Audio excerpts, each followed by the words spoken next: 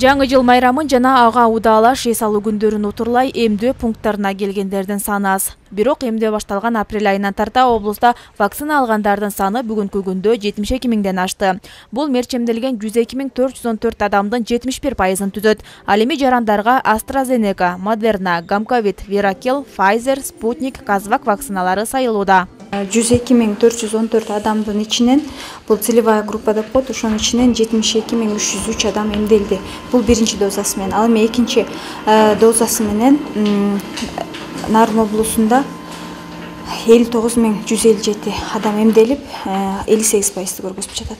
Кыргызстанда өткөн жылдын декабрь айынан тарта бардык каалоочулар вакцинанын бустердик дозасын алып башташты. Бустердик доза вакцинанын 3-чү дозасы. Ал вакцинанын алгачкы 2 дозасын алгандарга тандоого жараша сайылат. Учурда облуста бустердик эмдөөнү ооруну жуктуруп алуу тобокелдиги жогору болгон топтогулар өнөкөт оорулары барлар алууда. Учурда облус боюнча 112 адам бустердик же 3-чү доза менен эмделди.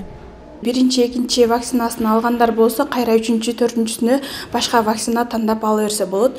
Биз пациент келгенде кадимкидей эле приемду кабыл алабыз, карточка ачып, врачка киргизебиз. Анан врачка дагы жалаптарын айтат. Анан врач разрешение бергенде гана биз 3-чү вакцинасын сайып, анан жарым саат биздин көзөмөлдө болот. Андан кийин анан кете берсе болот.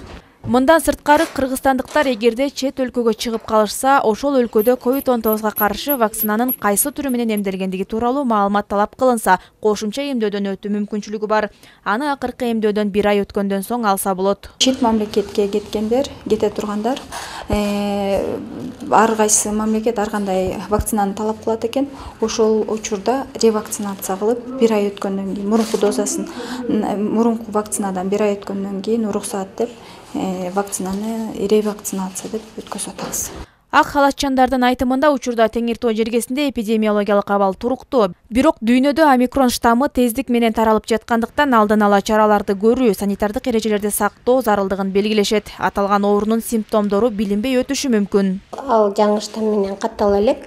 Айырмачылыгы бат таратылат экен да, элге батыраак жугат экен. Муну менен дүйнө жүзү менен алып карап келгенде дагы мурун ковид оорусу менен ооругандар деле, вакцина алгандар деле ооруп калышы мүмкүн экен да.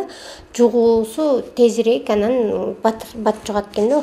Маалымат үчүн айтсак, 2020 жылдын март айынан тарта облуста 4116 адам таажи вирусун жуктуруп, тилекке каршы анын 106сы оорунун курмандыгы болушту. Учурда облустагы ооруканаларда 5 бейтап дарыланууда. Гүлзат Мокенова, Нурсултан Болотбек уулу, Өлкө Деми, Нарын шаары.